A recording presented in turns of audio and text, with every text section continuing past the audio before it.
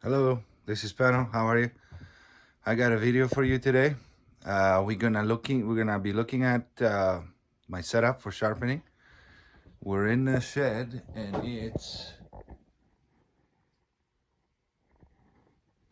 10 degrees in here. We got the stove going, and I'm gonna show you what you need to set up. For one, my setup is a table that I made. This is like hickory. No, sorry, this is maple. This is a maple slab they use for cabinets. So I just screw it in a bunch of 2x6 like that, and screw it. You can even nail it. No, doesn't make any difference. But you need to make something like that. Okay, this is one of the things you need. You don't need all those fancy sharpeners with the arms coming out, and okay, you need a table like that. You can also put your whole quarter on. You can put your whole quarter on top of this, you see, and butcher it. And the only thing you need to do though is, if you see these screws, okay, just cut the screws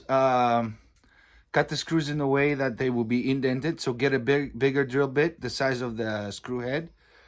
Make your first hole like a 1/8, and then to drive the screw down, you just gotta put a bigger drill bit so the screws are below the table, and then you can cut without worrying you're gonna hit a screw on your table when you're butchering. So it has that purpose. Next thing you need, and you should buy if you don't have it, okay, there's some things I'm gonna tell you should buy, and buy it now, because you never know if you're gonna find it. Try and order it, find it, okay? The other thing you need, and let me move that thing out of the way there, is you need a vise like this, okay? See this vise? You need a vise like that, okay? Let me set up a little bit different and I'll get back to you. Okay. You can also see Bear. All right, so this vise, which is full of dog hair, because this is where Bear lives, in here. You have the bolt here. You can unbolt it, the clamp. It's like those C-clamps you have, same theory. You bolt it right on the table you made. If you don't have a maple slab, you can even use a, I don't know, 2x8, something like wide enough that you could bolt down. Okay, so you have now, okay, a surface like that you can put your stones on, okay? You can put your stones, or if you have a chainsaw that you need to sharpen, you can flip this way, put the chainsaw on the vise, the bar, okay, just the bar, and then you could sharpen your chain. But I use this mostly for knives. So we have the clamp, we're opening our clamp, we're opening our vise, sorry, and we're putting our stone there, raised it a bit away from the jaws, and you should be good to go. Okay, so we need to make a table, very cheap, with some scrap wood we have. We need a vise. These things you need to buy. Carrying on, we need a cheap, the probably cheapest you can find stone from the store, from any hardware store. You need to buy a cheap stone. I'll explain in a minute why. Also, it's good to have, but not necessary, a Japanese water stone, okay? If you don't have it, okay, make sure you have a finer stone or a rock or something or just buy one. Like we spend money on things that we shouldn't be spending, and when it needs to, you know, tools that you're gonna last you for years, might as well buy it. So why we need two stones? To keep your stone always flat, okay? Since you buy them, since the moment you buy them, they're gonna be 100% flat. After I sharpen a bit with and use them, the stones, you put them like this, okay? When they're wet, and you rub them, and you making sure they're always flat, okay?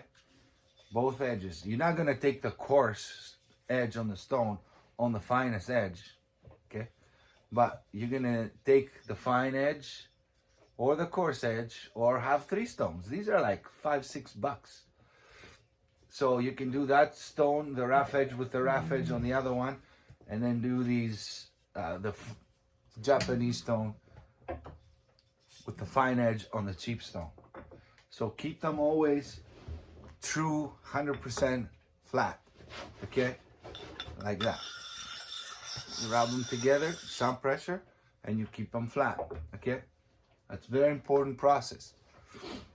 Then have a Scotch-Brite to clean the patina off your high carbon steel knives. The other thing you need to make, okay, is you take that's from an old cutting board, okay? It broke because sometimes I chop on the cutting board because I don't care. And I took one of the ends and I glued the corners they have, those rubbers, to keep the cutting board not sliding. And I glue a piece of belt, leather, and another piece of leather belt here. And I made this my my strap, okay? And here it made an indentation to fit a DC4. It fits the DC4 here and locks it.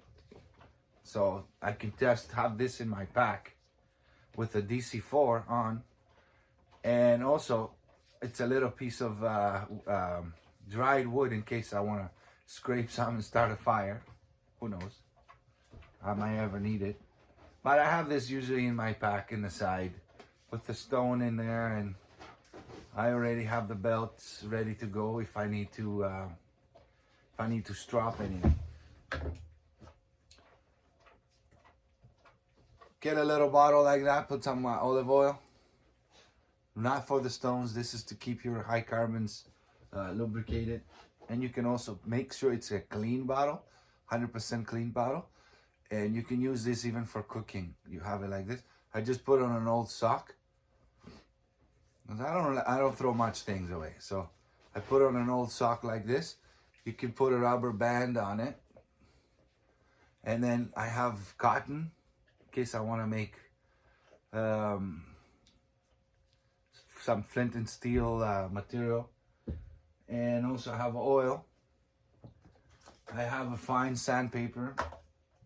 And I have a pot, a big bowl, okay?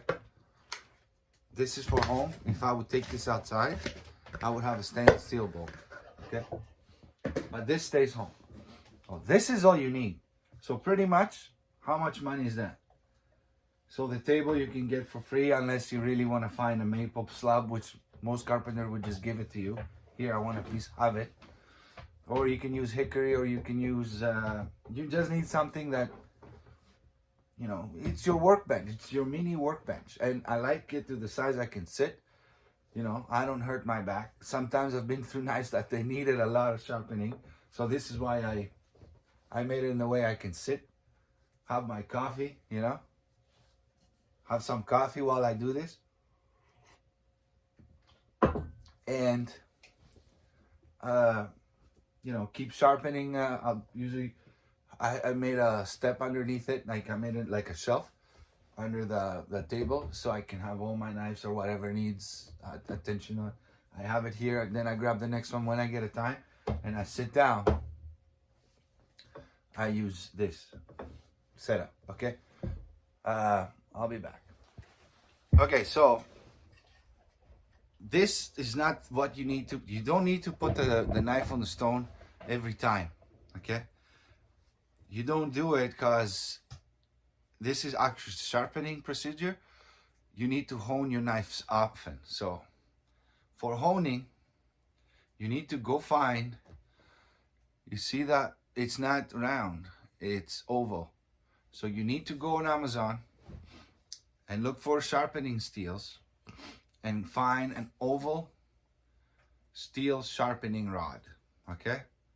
Whatever they have available. I'm not gonna give you a brand or which one, because I usually get, if you get a really good one, you get about 3 years.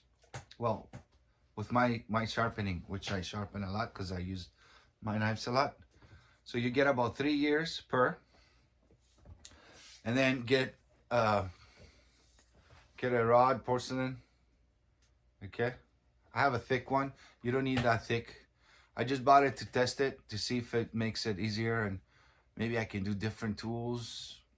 And it does work. Let's say if I have a curving knife and I want to do the inside of it, this is thick enough that I could just fix my edges on. So you don't need to have that thick one. They're not that much money, but still. So we need an oval sharpening steel rod, okay? And we need any porcelain type for finishing off our edge. This is all I use all year. These two things, okay? All I use. Now, if I use that knife a lot that season, I'm gonna put it through the rocks, through the sharpening stones. And sometimes I do it once a year, sometimes, actually usually only after hunting season I'll do it. Most of the time I can just get it where I want it with this. Now, there is knives that you will not get exactly the woodsman's grind, Williams woodsman's grind, 100% with the stone, okay? So you end up needing this anyway to go through exactly to the way William grinded it, to get the exactly curve through in there, okay? Let's see what this one, this is, let's say this is here. If you have a knife like that to sharpen, yeah, you can do that completely with a stone. But like I said, you don't need to do it every time you use a knife, put on the stone, because you're taking a lot of steel out of the stone, more than what you take with this, okay?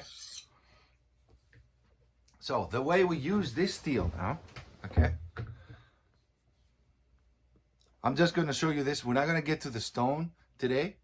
We're gonna do that in a separate video. We're gonna go to the stone. I'm gonna make the video today, but you guys gonna see it another time, okay? So how you use this is, you touch your knife down flat, okay? Like this. Gotta find a camera angle like that, okay? So this is flat. Here is my knife angle, okay? Right here. Is it here? You look, is my knife angle here? Is my knife angle here? Is my knife angle here? You find the angle where the blade touches, okay? Where the edge touches. So you find the edge, the angle, and then you draw the knife. So you put it on and then you draw it. And then you put it on the other side, same thing. Flat, find the angle, and draw it, okay? And the reason you do it like you're cutting, okay? Like this, is because that's what you want the knife to be at its best when you're cutting, okay? I see some people do it this way. Whatever you're used to, it doesn't really matter. I just do it the way I cut. For one, it's hand practice, okay? I practice my hand knowing where the edge is at all times. So if I'm deboning or if whatever I do, this knife, okay, and my hand know where the edge is on all my knives, okay? I don't even have to look, because this is what I do a lot, all the time. I get my knife sharp this way, okay? I know it, I've done it, I know where the edge is, and you get the feel. The knife feels different when you get used to it, it feels different the way when you're hitting right on the edge perfectly where it needs to be sharpened, and when you're not.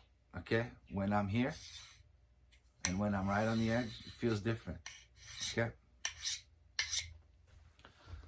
so you get used to it. The best way to do like, you have to stay on it. You got to keep practicing. Don't buy this and go with your knife and do it a couple times and you're like, oh, I can't get the edge. After you do 3-4 times, okay, if you're doing it right, you should be seeing results like 1, 2, 3, 1, 2, 3. So now I have to start seeing results. Let me see. Let me look. How am I hitting all the edge? Am I hitting just the edge here? See it? Does it look like it's touching the entire edge when I'm sharpening the knife? You got to look at on your own. See those things. You don't need to go ask somebody. Okay? Just look at these things on your own. And you're like, okay, I think I'm not hitting it. So I got to lower it. I got to lower my knife. Okay? Lower it down. Or I got to raise it. I'm only hitting the front of it. So you make your adjustments after 3 times. So then you go again, you go again, you go again, till you start getting your knife sharp. When your knife is sharp, start feeling sharp, okay? Put your finger on here slightly. And for those safety sallies, okay? We're living in a society that it's so safe oriented that people becoming stupid, okay, and they getting no skills, okay. You gotta get skills. Yeah, learn or cut your finger off. It's okay, cut your finger off. If you're that dumb that you're gonna run your finger like that, okay, you gotta slightly touch it, slightly touch, and feel where the edge is. Does it feel sharp to you? Okay, it's sharp. It's getting there. Okay, do a few more times.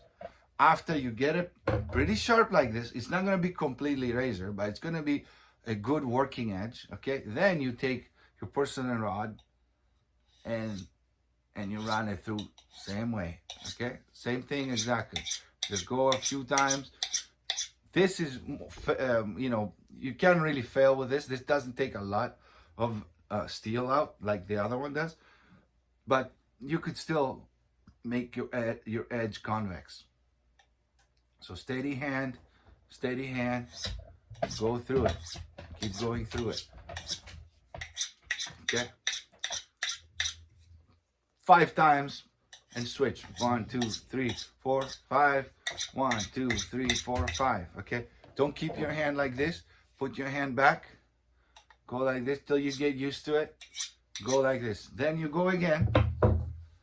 You go again and you touch carefully. Okay? Acquire the skills and touch carefully. Okay, it does feel sharp. Okay, it's sharp. You don't have to shave your arm like I do. Okay, but this is what I do.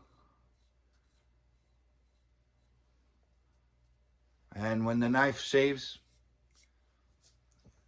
it's good for me to start skinning or cutting meat. Okay, now I'm not gonna take this knife that I made it to shave and I'm gonna go chop on something hard. Okay, common sense. It is gonna roll the edge. It's no matter what the edge is. You don't want a knife that you made it to the way that it's razor sharp.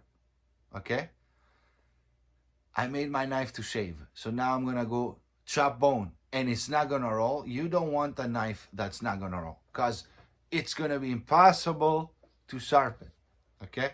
Or it's gonna chip. It's too hard. So we gotta use common sense. After we skin one complete animal, okay? We skinned one. Now we're moving into doing the meat. Now the knife is dull, okay? It lost that shaving sharp edge after one deer and doing the entire meat. So now, if I wanna chop with this knife, some light, not the actual bone, but where the bone connects, like I do with the ribs and spine, okay? it will do it and it will not hurt the knife. Okay, because now it's not shaving sharp. It doesn't have that fine edge at the end. Okay, now that fine edge, okay, it's either disappeared, okay, it wears out, or it rolled back in, or whatever. Usually my knives don't roll the way I sharpen it, the way I show you. It just wears out. It wore out. The fine tip got more rounded. If you put it on a microscope, it was a peak, okay, and now it's a little bit rounded because it just wore out. Common sense again, okay? Get practicing on those things and then you'll get good at it. You don't have to be thinking, oh, I cannot sharpen my knife. I'm not gonna try and ruin it. You cannot ruin it. Just take your rods, you have to have the proper things. Like you have to have the proper rod. You have to have, you know, we'll get to the stone later, but don't stay focused on the stone. Start with your sharpening rods, okay? Get a nice and long one, so it gives you more stroke. Okay, so that means it's less. If I have a shorter one, I gotta do more strokes than the long one. And I'm gonna go right out, okay? And there's no problem fitting these in your backpack if you wanna take a few days and process a few animals, whatever. Have a few things with you. So through this whole process, I did not strap the knife. I don't need to strap the knife when I use this. That's me. Okay, personal preference. Some people want to strap it. Go ahead. You're getting the more you strap, the more finer you're getting your edge. So this I use it for if I want to, you know, really get. If I have to do is, you know, I don't know what to get it that fine. Like I usually don't need to get it that fine strapping. Depends on the blade. Anyway, that was the first segment. Thank you guys for watching. Stay tuned. We're going to the stones. See you next time.